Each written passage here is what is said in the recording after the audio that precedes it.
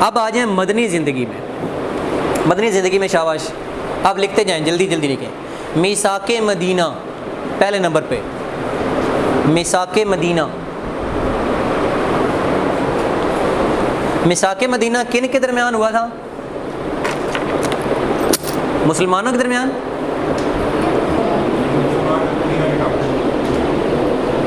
جو مدینہ کے یہود تھے, جو قبائل تھے, بہت کافر اور بھی قبائل تھے, ان کے ساتھ عہد ہو رہا ہے.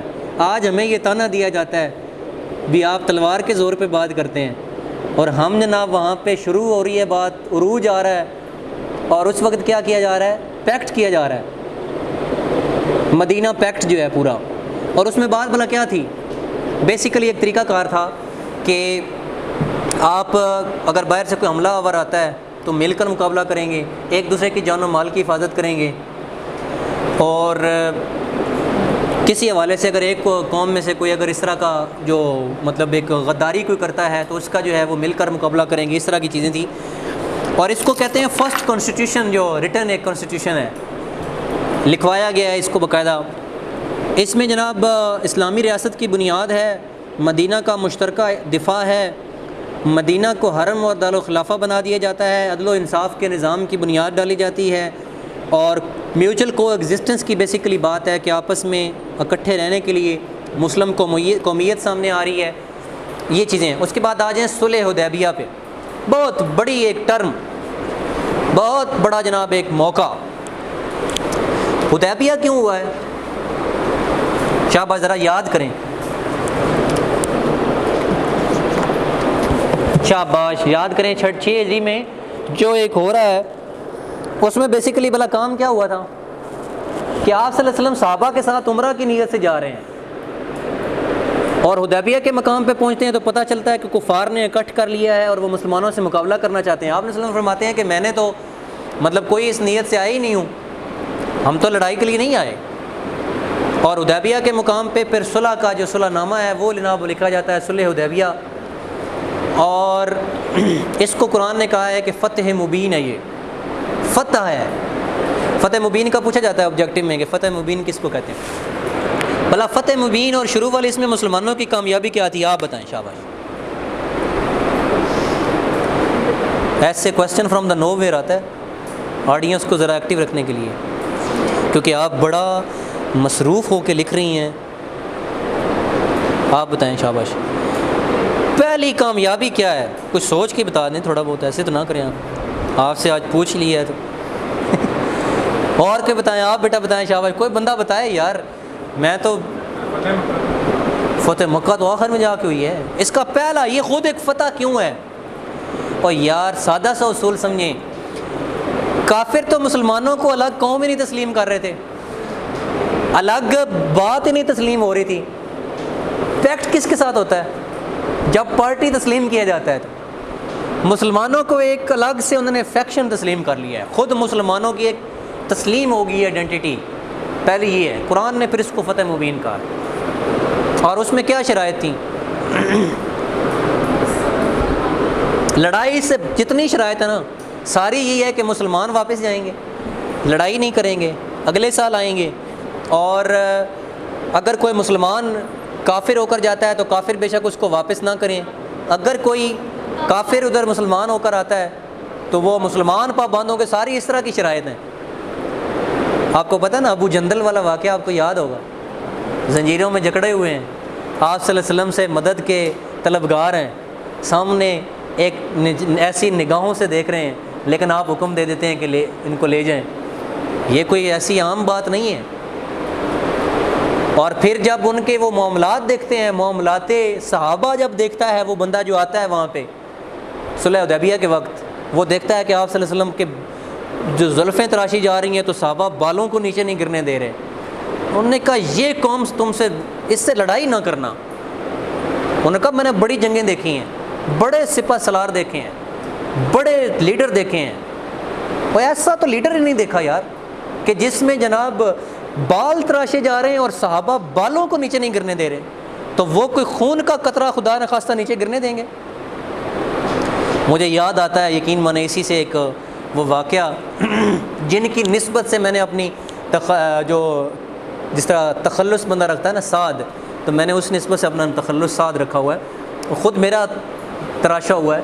تو جب غزوہ احد میں لڑائی ہو رہی تھی تو صحابہ لڑ رہے تھے، آپ کے آس پاس کھڑے ہو کر لڑ رہے تھے۔ جب مسلمانوں کی ہوا اکھڑی، آپس میں واپس لڑائی شروع ہو گئی، تو سامنے صحابہ کھڑے ہو کے لڑ رہے ہیں، اور سعد بن نبی وقاص جو ہیں وہ جناب آپ صلی اللہ علیہ وسلم کے سامنے اپنا سینہ سپر ہیں، اور سینے پہ اور تیر کھا رہے ہیں، اور جناب تلوار توڑ دیتے ہیں، یقین مانیں اتنا لڑتے ہیں آپ کے دفاع میں۔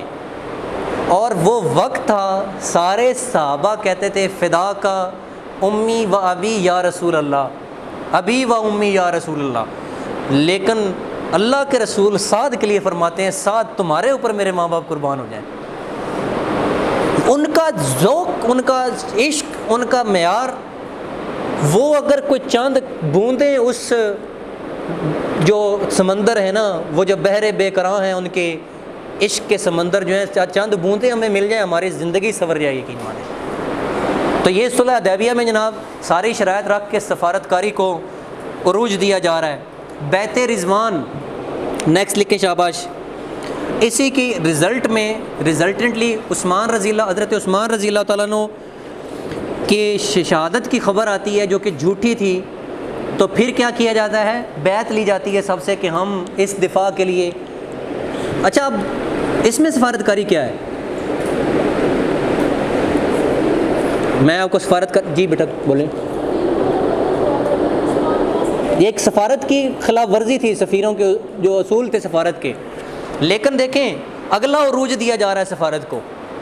مکہ کا طریقہ کار کیا تھا کہ جب معلوم ہوا تھا شہید ہو گئے ہیں تو لڑ پڑتے، کہتے بھی چڑھ دوڑو لشکر لے کر، لیکن آپ سفارتکاری دکھا رہے ہیں کہ اگر شہادت ہوئی ہے پہلے اس کی تسلی کی جائے گی، اگر شہادت ہوئی ہے تو پھر ہم اپنی جانیں پیش کریں گے۔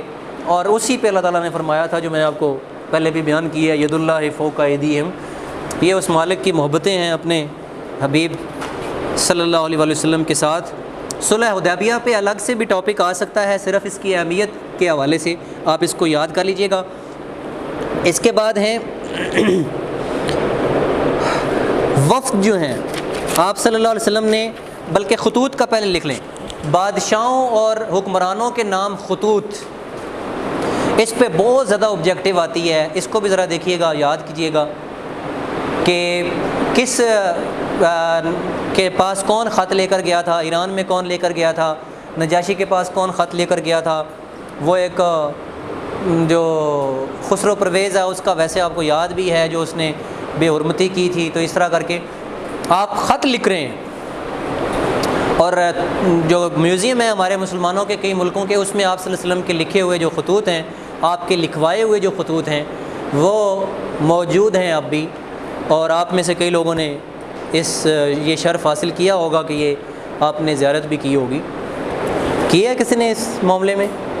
بڑی نصیب کی بات اگر کوئی کرے۔ بادشاہی مسجد میں بھی موجود ہے ایک اس مساک مدینہ یا صلح حدیبیہ سے ریلیٹڈ ایک جو تھا نا، وہ جو دوسرا ایک چارٹر جو تھا اس کا کوئی ایک آپ صلی اللہ علیہ وسلم کا جو خط ہے وہ اس میں موجود ہے۔ تو اس وقت خط لکھنے کا آپ صلی اللہ علیہ وسلم نے ایک ایسا رواج ڈالا ہے کہ وہ مطلب بہت سارے لوگوں کو لکھے ہیں، نجاشی کو لکھا ہے، ہرقل قیصر روم کو لکھا ہے، خسرو پرویز کو لکھا ہے، منظر بن ساوی حاکم بحرین کو لکھا ہے، شرجیل بن عمرو غسانی حاکم بصرہ کو لکھا، اور جرجیز شاہ مصر کو لکھا۔ اس کے بعد وفد ہیں، اور 14 وفد ہیں۔ اب آپ کو ذرا تسلی ہوئی ہوگی کچھ چند چیزیں پڑھ کے، بھئی تلوار کی کہاں بات ہوئی ہے؟ جب سارا اہتمام حجت ہو جائے گا تو اس وقت امن قائم کرنے کے لیے لڑائی کی جائے گی۔ ہم لڑائی سے انکاری نہیں ہیں، کئی بندے نا اسلام کے حوالے سے بڑے ڈیفینسو ہیں، وہ کہتے ہیں بھئی اسلام نے لڑائی کی بات کی ہے، بات ہم کیوں ڈیفینسو ہوں؟ دنیا میں لڑائی کے بغیر کئی معاملات حل نہیں ہوتے، لڑائی ضروری ہو جاتی ہے۔ آپ اگر فساد کا اور فساد فی الارض کا اگر کلا کما لڑائی سے نہیں کریں گے تو نہیں ہوگا۔ کئی لوگوں کے ساتھ ان کی لینگویج میں بات کرنی پڑتی ہے، لیکن اسلام نے وہ آپشن کب رکھا ہے؟ لاسٹ اور بالکل اس ٹرم کے لیے کہ جب تک امن قائم نہ ہو جائے، بس بعد میں نہیں کہا کہ لوگوں کو گھروں سے نکال کے قتل کرو۔ ایسا کہیں نہیں کہا. اور اسلام نے تو باقاعدہ حکم کیا ہے کہ جن لوگوں نے آپ کو گھروں سے نہیں نکالا, جن لوگوں نے آپ کے ساتھ لڑائی نہیں کی, آپ ان کے ساتھ لڑائی نہ کریں. تو یہ وفد ہے. پھر اس کے بعد ہیں معاہدے, آخری پوائنٹ.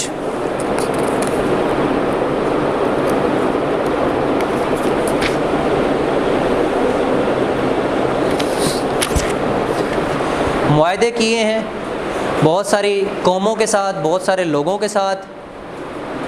ایک اس میں اعتراض اٹھایا جاتا ہے, اگر آپ کو وہ واقعہ یاد ہو تو, جو مدینہ کے یہود کے قبائل کو جو ہے ان کو سزا دی گئی تھی. عبدالغفار یاد پڑتا ہے آپ کو؟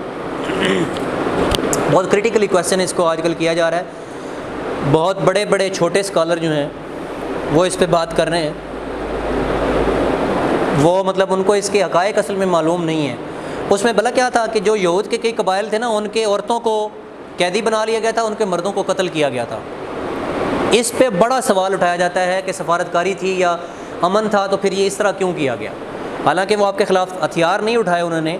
تو میں اب آپ کو بات بتا دوں, یہ جتنے لوگ ہیں نا یہ بات کرنے والے, وہ پہلے تھوڑا اپنے گریبان میں جھانکیں. انہوں نے تو اس وقت لڑائی کے والے سے, اس میں بھلا الزام آپ صلی اللہ علیہ وسلم کی ذات کے اوپر کیا آتا ہے, میں تھوڑا سا اس کا سعادت حاصل کر لوں کہ اس کے اوپر بات کرنے کی. وہ بات یہ آتی ہے کہ جناب لوگوں کو جو پیسفلی رہ رہے تھے ان کو آپ نے نکال کے تو اپنے گھروں سے ان کے مردوں کو قتل کیا اور ان کی عورتوں کو جو ہے وہ اس میں غلام بنا لیا ہے. پہلی بات یہ دیکھیں کہ وہاں پہ نا کوئی پیسفل والی بات کوئی نہیں ہے. ان قبائل نے جب میثاق مدینہ ہو گیا تو انہوں نے اس کی مخالفت کی تھی. انہوں نے پورے سارے خاندانوں نے اٹھ کے باہر کے لوگوں کے ساتھ خفیہ معاملات کر لیے اور اسلام کو نقصان پہنچانے کی پوری پلاننگ کر لی کہ ہم آپ کے ساتھ مل جائیں گے اور اسلام کو اندر سے زخم پہنچائیں گے. اچھا پھر بھلا آپ نے حکم دیا ہے, آپ ذرا ٹیکنیکل پڑھ کے دیکھیے گا. میں آپ کے سامنے چند چیزیں رکھ رہا ہوں لیکن آپ پڑھ کے دیکھ لیجئے گا. آپ صلی اللہ علیہ وسلم فیصلہ کرنے لگے ان کے حوالے سے. بڑی امپورٹنٹ بات بتا رہا ہوں, اس کو پلے باندھ لیں. آپ صلی اللہ علیہ وسلم جب فیصلہ کرنے کے لیے سامنے آئے تو یہود میں سے کئی لوگ جو ہیں ان کے آپس میں چیمہ گوئیاں شروع ہو گئی. سمجھتے نہیں تھے نا آپ کی ذات کو. انہوں نے کہا بھی یہ پیغمبر جو ہیں یہ ہم سے بہت زیادہ نالاں ہیں, ہم سے بہت زیادہ ناراضگی میں ہیں, تو کہیں ہمارے قتل کا حکم دے دیں, ہمارے نکالنے کا حکم دے دیں. حالانکہ آپ صلی اللہ علیہ وسلم, میں کہتا ہوں کہ اگر وہ ان کی قسمت جاگتی اور آپ صلی اللہ علیہ وسلم کی زبان اقدس سے فیصلہ سن لیتے تو شاید کوئی بات بن جاتی. انہوں نے کہا جی ہم اس فیصلے پہ ایسے اس طرح ہم فیصلہ نہیں چاہتے. پوچھا کہ کس طرح پھر فیصلہ چاہتے ہیں؟ انہوں نے کہا کہ ہم میں سے لوگ مسلمان ہوئے ہیں, جو ہمارے سردار رہ چکے ہیں اب مسلمان ہوئے ہیں, ہم ان کو حق چن لیتے ہیں منصف, وہ فیصلہ کریں گے. اور انہوں نے سعد بن عبادہ کو چن لیا اس میں.